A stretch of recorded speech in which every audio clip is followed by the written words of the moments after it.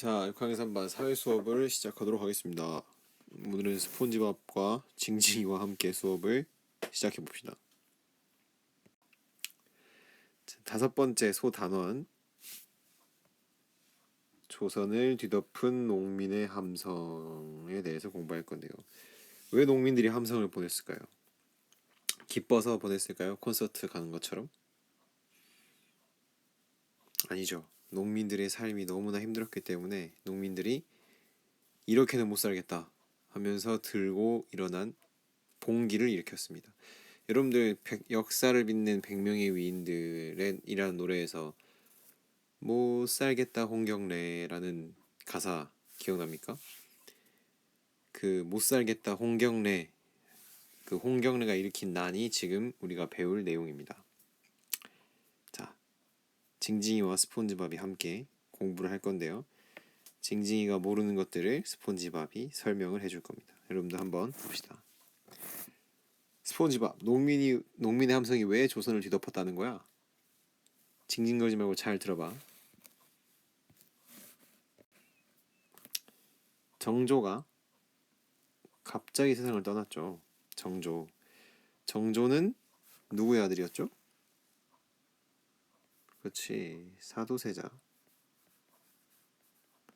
사도세자의 아들이었고 누구의 손자였죠? 그러면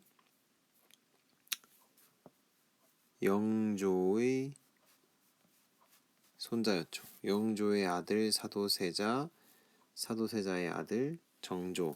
그렇죠. 조선의 천재 왕. 정조가 갑자기 세상을 떠난 후에 순조가 11살의 어린 나이로 왕이 올랐습니다. 11살짜리 꼬맹이에요. 4학년이 왕이 됐어. 뭘 알겠어요? 4학년이? 모르겠죠. 지금 여러분이 왕을 해도 나라가 돌아갈까 말까인데 4학년이 왕이래. 그러다 보니까 이제 누가 힘이 제일 셌겠어요? 아버지는 돌아가셨어. 아버지가 돌아가셨으니까 아들이 왕이 됐겠지. 그럼 남아있는 사람 중에 누가 제일 힘이 셀까? 그치, 엄마야, 엄마. 엄마가 힘이 세. 근데 엄마는 여자잖아. 여자는 정치를 못하죠. 그러니까 엄마랑 또 제일 친한 사람은 누구예요? 그렇지, 엄마의 형제들, 또 엄마의 가족들. 바로 외척이라고 합니다. 외척이라는 것은 우리가 외갓집이라고 할 때 그 외자에 척은 가까울 척자. 그래서 외갓집에 있는 가까운 친척을 우리가 외척이라고 부릅니다. 이 외척들이 힘을 얻었지. 왕이 어리니까.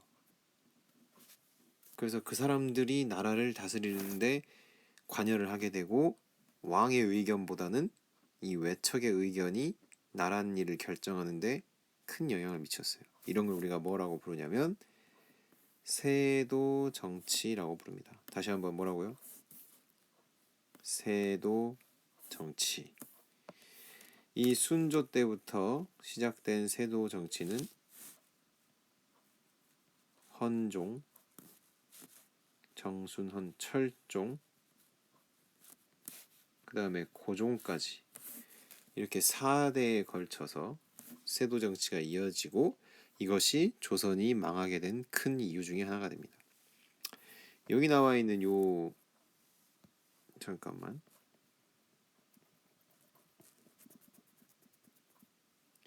여기 나와 있는 이 사진은 뭐냐면, 이 그림은 바로 순조의 사진이었어요.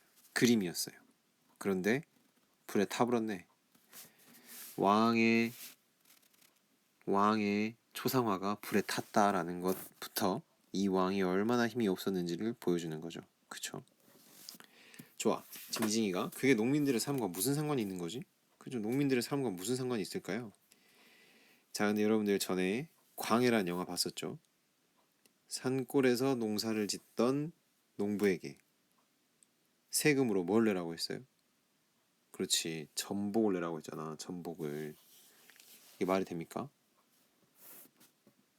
왕에게 내야 될 세금을 지금 이 세도 정치를 하는 신하들이 다 빼앗아 버리니까 백성들은 왕에게도 세금을 내야 되고 이 신하들에게도 세금을 내야 되고 부담이 몇 배로 늘어나게 된 거죠. 징징이 나쁜 소리 하고 있죠. 자, 이렇게 조선 후기에 여러 가지 문제들이 있었는데 농민들을 가장 힘들게 했던 것이 전정, 환곡, 군역의 폐단입니다. 내가 모르는 말만 잔뜩 하고 있군. 여러분들의 지금 마음 심정이랑 비슷하죠? 이게 다 무슨 말인지를 심지어 이 폐단 이것도 무슨 말인지 잘 모르겠어. 그치? 모르는 거 어떻게 해야 될까요? 질문 노트에다가 쓰면 되겠죠. 찾아봐야죠. 그리고 자, 환곡이라고 하는 것은 지금 앞 페이지에 나왔었어요. 환곡은 원래 가난한 백성들을 도와주기 위한 제도입니다. 봄이가 아니라 봄에 먹을 게 부족한 백성들한테 곡식을 빌려줘요. 먹을 수 있게. 먹을 게 없으니까. 그래서 이제 열심히 농사를 지어서 가을에 추수를 하면 빌려줬던 곡식과 이자를 함께 갚도록 하는 제도였어요. 그런데 이제 여기서 못된 양반들이 필요 없는 사람한테 억지로 곡식을 빌려줬어요. 억지로. 나는 우리 가족들이랑 이미 먹을 만큼 쌀이 있어. 근데 옆에 있는 양반이, 옆집 사는 양반이 와가지고 야, 너 이거 쌀 좀 빌려가라 하고 억지로 우리 집 창고에다가 쌀을 막 집어넣어요. 그 양반이니까 함부로 못하잖아. 그래서 그냥 냅뒀어. 그랬더니 나중에 엄청나게 높은 이자를 붙여가지고 갚으라고 또 강요를 하는 거죠. 이렇게 나쁜 양반들 때문에 백성들의 삶이 매우 어려워졌다.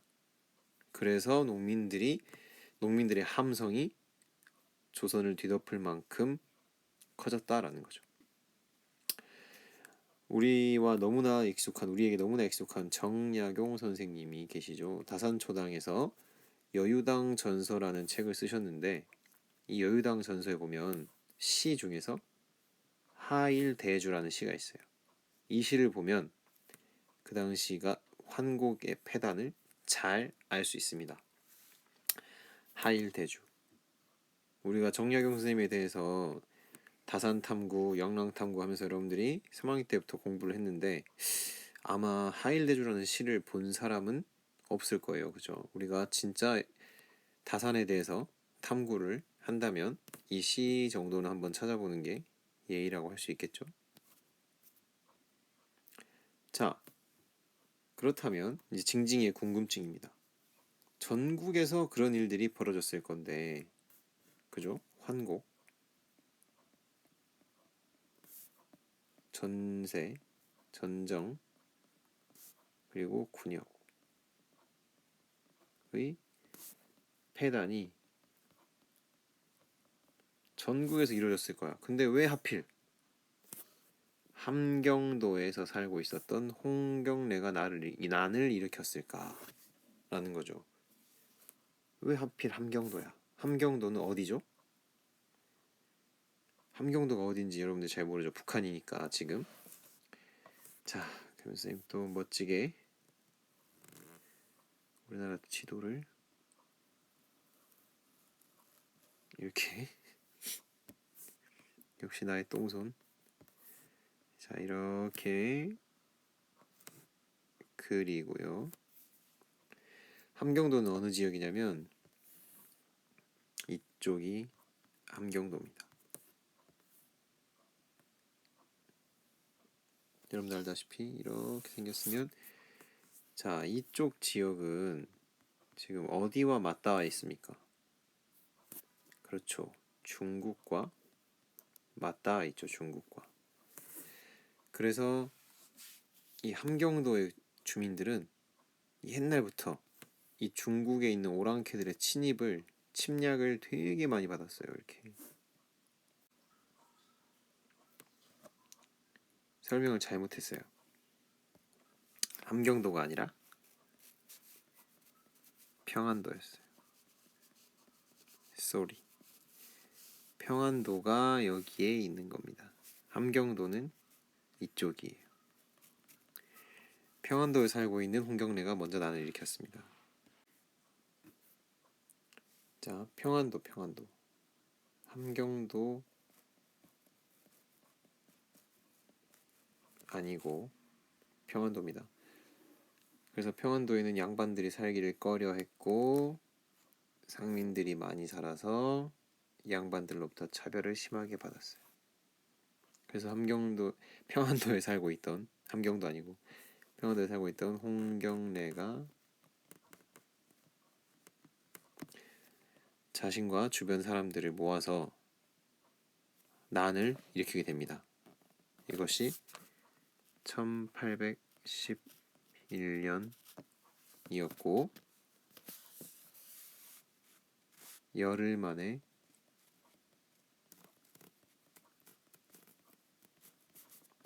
관군에 의해서 진압되었습니다.